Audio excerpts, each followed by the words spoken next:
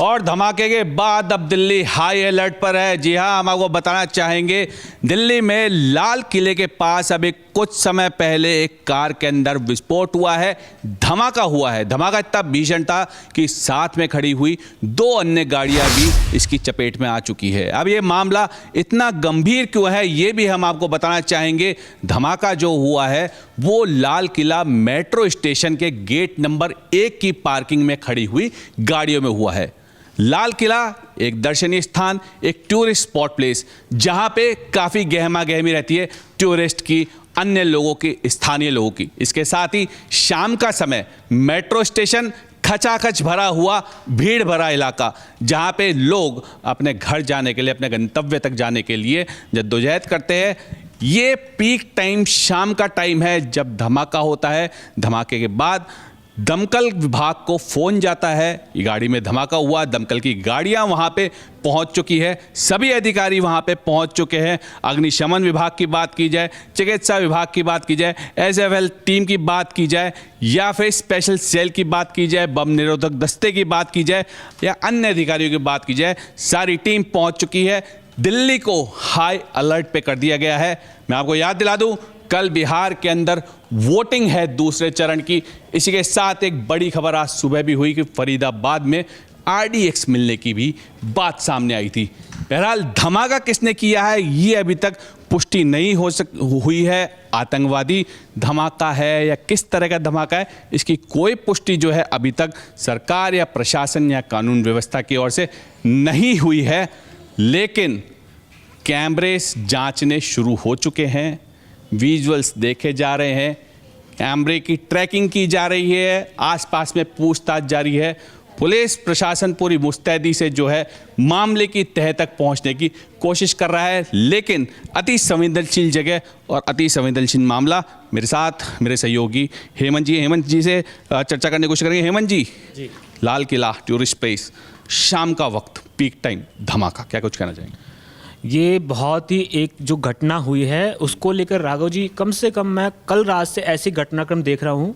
कल रात को गुजरात में एटीएस की बड़ी कार्रवाई हुई, उस कार्रवाई में भी ऐसे गोला बारूद बरामद हुए और इसके अलावा 3 आतंकी जिनके कहीं ना कहीं पाकिस्तान से संपर्क देखे गए हैं, संबंध देखे गए हैं।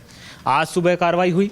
आज फरीदाबाद में जिस तरीके से 350 किलो विस्फोटक बरामद हुआ, इसके अलावा 3 दिन पहले ही 2 आतंकी जम्मू कश्मीर से पकड़े गए थे और उनका लिंक पूरा निकला फरीदाबाद से, क्योंकि उन्होंने सारा जो खुलासा किया कि 350 किलो विस्फोटक यहाँ रखा हुआ है। इसके अलावा जम्मू कश्मीर पुलिस ने अब तक 2000 से ज़्यादा विस्फोटक बरामद किया है। तो ये पूरे जो तार हैं इस विस्फोट से मेरे को कहीं ना कहीं जुड़ते हुए दिख रहे हैं, जिस तरीके से ये जो बम धमाका हुआ है।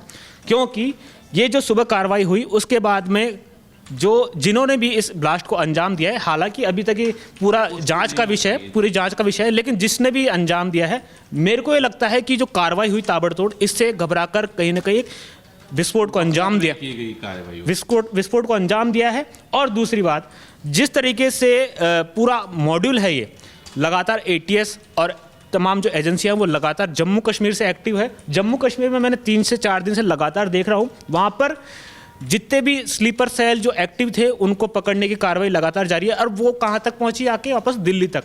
जिस तरीके का ब्लास्ट हुआ है उससे मेरे को ये लगता है कि कहीं ना कहीं संपर्क जो निकल कर आ रहे हैं वो जम्मू कश्मीर, इसके बाद दिल्ली, गुजरात, और माना जा रहा है कि ये घटनाक्रम, अब ऐसी सूचना भी आ रही है कि मुंबई को भी हाई अलर्ट पे रख दिया गया है, क्योंकि वहाँ पर ऐसी अलर्ट सामने आया, ऐसी कोई गुप्त सूचना सामने आई है कि दिल्ली को भी दहलाने की साजिश की जा रही है। तो ऐसा जो घटनाक्रम हुआ है दिल्ली में, राघव जी, कहीं ना कहीं एक बड़ा संदेश है। और ऑपरेशन सिंदूर के बाद पाकिस्तान कहीं ना कहीं घबरा गया था कि अब भारत से सीधे अपन डिफेंड नहीं कर सकते। तो इस तरीके की घटनाक्रम, यहाँ के लोगों को बरगलाना, यहाँ के लोगों को जहर भरना और भारत को दहलाने की साजिश, अब भारत के लोगों के साथ ही संपर्क करके या फिर उनके अंदर जहर भर के वो वाली कोशिश भी यहाँ देखने को मिल रही है। तो पूरा जो घटनाक्रम हुआ है राघव जी, उसको मैं सारे अगर तार जोड़ूँ, मेरे अंदाजे से वो तार फरीदाबाद की घटना, गुजरात की घटना और जम्मू कश्मीर की घटना से देखने को मिल रहे हैं। तो निश्चित तौर पे देखिए, लोकमत राजस्थान ये पुष्टि नहीं करता कि आतंकवादी धमाका, क्योंकि अभी तक पुलिस प्रशासन की ओर से कोई पुष्टि नहीं है। लेकिन अगर हम एज एन पत्रकार किसी मामले को, किसी बात को देखते हैं तो हमको तार जोड़ने जो बातें हुई है, जो घटनाक्रम हुआ है, या जो हाई अलर्ट पे प्रशासन रहता है, उसके अकॉर्डिंगली बात देखना बहुत आवश्यक होता है, बहुत ज़रूरी होता है। यही हमारे जो हेमंत जी है, इन्होंने सब बातें बताई कि किस तरह से तार दर तार जुड़ रहे हैं। आतंकवादी गतिविधियां जो हो रही थी, जो पहले से हाई अलर्ट पे तक काफ़ी चीज़ें देखने को मिल रही है। मुंबई में भी हाई अलर्ट हो चुका है। हम वहीं बात करें जो लाल किले के पास, मेट्रो स्टेशन के पास जो धमाका हुआ है, लाल किला जो टूरिस्ट प्लेस है, वहाँ पे LNJP जो हॉस्पिटल है, वहाँ से एक सूचना ये आ रही है कि तकरीबन 8 कुछ लोग भी जो है इसमें मौत की पुष्टि हो रही है। आधिकारिक तौर पे अभी तक पुष्टि नहीं हो पाई है। वहीं बात की जाए, कई लोग हताहत भी हुए हैं, लेकिन जो संख्या है उसके ऊपर जो है अभी संशय बना हुआ है। कई जगह 3 से 4 लोगों के घायल होने की सूचना आ रही है, कहीं से मौतों की भी सूचना आ रही है, लेकिन अभी तक पुष्टि नहीं हुई है। इसीलिए हम सबसे पहले आपको खबर दे रहे हैं, धमाका हुआ है, एक बड़ा धमाका हुआ है। यदि कोई तार की गड़बड़ी होती या फिर शॉर्ट सर्किट वाली आग होती तो सिर्फ आग लग के रह जाती, बड़ा धमाका नहीं होता। ये बड़ा धमाका कई मीटर तक सुनाई दिया गया है, आग फैली है, विकराल रूप दिया है आग ने, और अग्निशमन की सैकड़ों गाड़ियां वहां पे मौजूद है। तेज धमाका, इसीलिए डाउट जा रहा है कि शायद ये आतंकवादी गतिविधि भी हो सकती है या किसी शरारती तत्व ने जो किया है। इसकी लगातार जांच जारी है। घायलों की और मौतों की पुष्टि अभी हम नहीं कर रहे हैं। हालांकि आंकड़ा बताया जा रहा है 8 से 9 लोग जो है हताहत हुए हैं। मौतें कितनी हुई है अभी तक क्लियर पुष्टि नहीं हुई। रमेश जी मेरे साथ मौजूद हैं, उनसे भी हम जानने की कोशिश करते हैं इस धमाके को लेके। जो अन्य आतंकवादी गतिविधियां सर रेगुलर देख रहे हैं हम फरीदाबाद में, जो आज सुबह विस्फोटक मिला है, इसी के साथ जो हेमंत जी ने बताया जिस तरह से तार जुड़े, दिल्ली राजधानी, वहाँ पे धमाका, पीक टाइम पे धमाका, मेट्रो में लोग जा रहे हैं, टूरिस्ट स्पॉट पे लोग हैं, कल बिहार के अंदर वोटिंग होनी है, क्या कुछ कहना चाहेंगे? हेमंत जी ने जिस तरह से अपनी बात को रखा है, उसी बात को आगे बढ़ाते हुए यह जो टाइमिंग हुई है, ख़ास तौर हादसे का जो ये घटना हुई है, इसके अगर समय की अगर बात करते हो तो ये बहुत महत्वपूर्ण हो जाता है, इस लिहाज से कि पिछले काफ़ी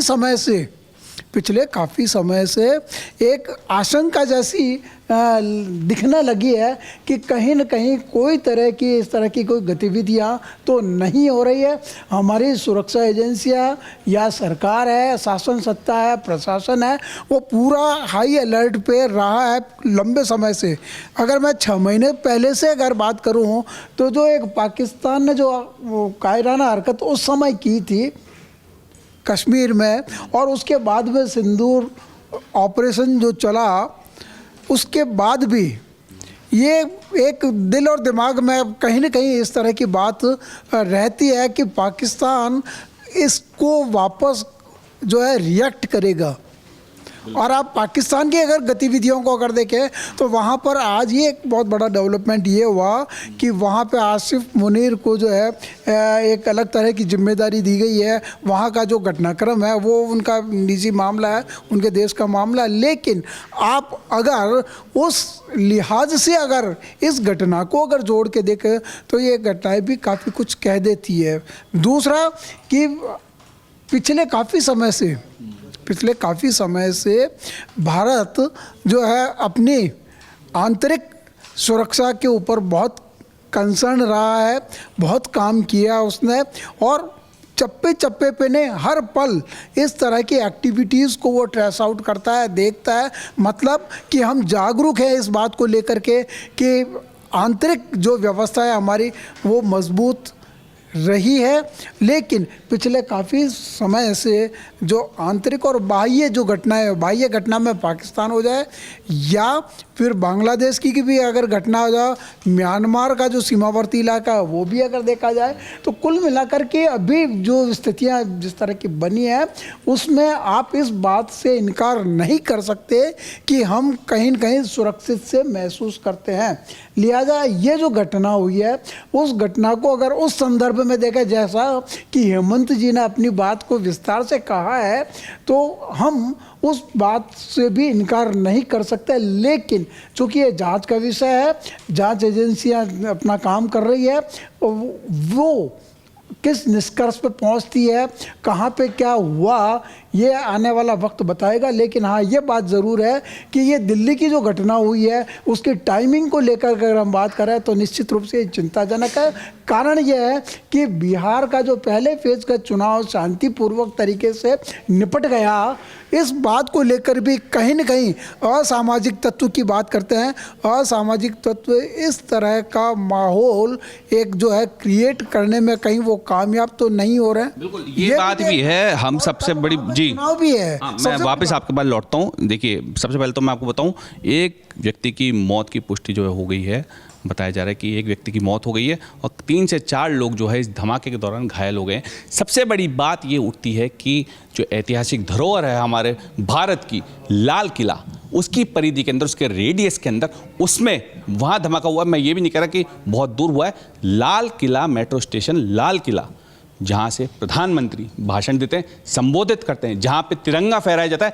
अगर ये कोई आतंकवादी गतिविधि होती है तो ये आतंकवादियों की ओर से एक बात, एक चैलेंज होता है कि हमने तुम्हारी सीने पे धमाका किया। इस तरह का मैसेज भी देने की कोशिश हो सकती है। हालांकि अभी तक हम पुष्टि नहीं कर रहे, क्योंकि जांच एजेंसियों की तरफ से, सुरक्षा एजेंसियों की तरफ से ऐसी कोई बात, इनपुट जो है अभी तक नहीं मिला है। लेकिन अगर हम कड़ी दर कड़ी जोड़ हैं, कुछ चीज़ें देखें जो पुराने या आजकल के अंदर जो घटनाएं घटी उससे अगर रिलेट करें, क्योंकि धमाका काफ़ी ज़ोरदार था। धमाका कई फीट ऊपर तक आग की लपटें उठी, आसपास की गाड़ियों को भी जो है साथ में चपेट में ले लिया गया है। व्यक्तियों की मौत हो चुकी है, घायल हो चुके हैं। इसलिए इसे बड़ी गंभीरता से लेना ज़रूरी है। और लाल किले में भारत के जहन के अंदर धमाका हुआ है, इसलिए इसकी गंभीरता बहुत आवश्यक है, बहुत ज़रूरी है। सर, लाल किला टारगेट अगर होता है, कुछ इस टाइप की बात निकलती है आतंकवादी गतिविधियों की, क्या कहना चाहेंगे? समय और स्थान की जो बात कर रहे हो, बार बार जो एम्फेसाइज कर रहे हो और फोकस कर रहे हो, बहुत महत्वपूर्ण है कि समय भी शाम का वक्त ऐसा जबकि हर व्यक्ति जो है अपने काम से निपट करके घर जाने की तैयारी करता है। घर जाने को जो है ये ऐसे जो सार्वजनिक जो यातायात के साधन है, मेट्रो स्टेशन है, और मेट्रो स्टेशन के बाहर होना और शाम का वक्त होना, और जगह भी लाल किला, जैसे कि आप बार बार जिस चीज़ को आप फोकस कर रहे हो कि एक ऐसा महत्वपूर्ण स्थान है जो एक कहना चाहिए परिचय है, वो एक प्रतीक है, लोकतंत्र का प्रतीक कह लो, क्योंकि वहाँ पर हर साल 15 अगस्त को प्राइम मिनिस्टर देश के नाम संबोधन देते हैं। तो जगह भी और समय भी, इन दोनों को अगर देखें हैं तो जिन्होंने भी ये कार्रवाई की है उन्होंने सोच समझ करके ये जो है काम किया है। बगैर सोच समझ के या एक तरीके से वो ऐसा काम नहीं कर सकते। तो जगह और शाम का वक्त, इन दोनों घटनाओं को जोड़ते हुए, और पिछले कई दिनों की अगर घटनाओं को, चाहे वो आंतरिक परिस्थितियों को देख के हो या बाह्य परिस्थितियों को देख के हो, जिस तरह की जो है एक वातावरण बना है, एक विचार सामने आ रहा है, उसमें ऐसा लगता है कि यह जो घटना भी है, इसके जो तार है कहीं न कहीं जुड़ेंगे। हालांकि एजेंसियां जो है, जांच एजेंसियां, वो अपना काम कर रही है और वो निष्कर्ष पे निकलेगी। और ये कोई एक घटना हो तो समझ में आए, हम इस तरह की घटनाओं को बहुत देख चुके हैं। तो हर घटना एक चुनौतीपूर्ण होती है और उस चुनौती से कैसे निपटा जाए ये भी हमको आता है, क्योंकि हमने उन चुनौतियों से निपट करके देश और दुनिया को दिखा दिया कि घटना चाहे छोटी हो या बड़ी हो, किस तरह से उसे निपटा जाता है। तो यह भी एक महत्वपूर्ण हो जाता है। और वक्त की अगर बात करें तो समय बहुत अभी जो है वो ज़्यादा ठीक नहीं चल रहा, समय अभी ठीक नहीं है। निश्चित तौर पे जो आतंकवादी गतिविधियां, जो चीज़ें लगातार नोटिस में आ रही है, जो नोटिफाई की जा रही है, उसको देखते हुए ये एक गंभीर चीज़ है, गंभीर बात है, एक गंभीर घटना है, एक बहुत बड़ी घटना है जिसको कतई नज़रअंदाज नहीं किया जा सकता। मैं आपको और अपडेट दे देता हूँ कि NSG की टीम जो है वो घटनास्थल पर पहुँच गई है, आगे से आदेश हो चुके हैं। NSG पूरी जो है टीम वहाँ पे पहुँच रही है, पूरे मामले को देखेगी और अब पूरा जो इलाका है वो थोड़ा सा सील कर दिया गया है, बैरिकेडिंग कर दी गई है, लोगों को दूर हटा दिया गया है। एफएसएल टीम जो है जांच कर रही है, कैमरे खंगाले जा रहे हैं, कोई संदिग्ध व्यक्ति हो तो उसके बारे में मालूमात की जा रही है या कोई संदिग्ध कार्रवाई अगर हुई हो उसके बारे में जानकारी जुटाई जा रही है। इसी के साथ बात की जाए, मुंबई में भी हाई अलर्ट घोषित कर दिया है। मुंबई में भी अब हाई अलर्ट है। दिल्ली के अंदर हाई अलर्ट हो चुका है। पूरे जोन के अंदर जगह जगह चेक पोस्ट लग चुके हैं। नाकेबंदी ए श्रेणी की वहां पे कर दी गई है। सभी पुलिस अधिकारी जो है ज़मीन पे है, ग्राउंड पे है और लगातार गाड़ियों की चेकिंग की जा रही है।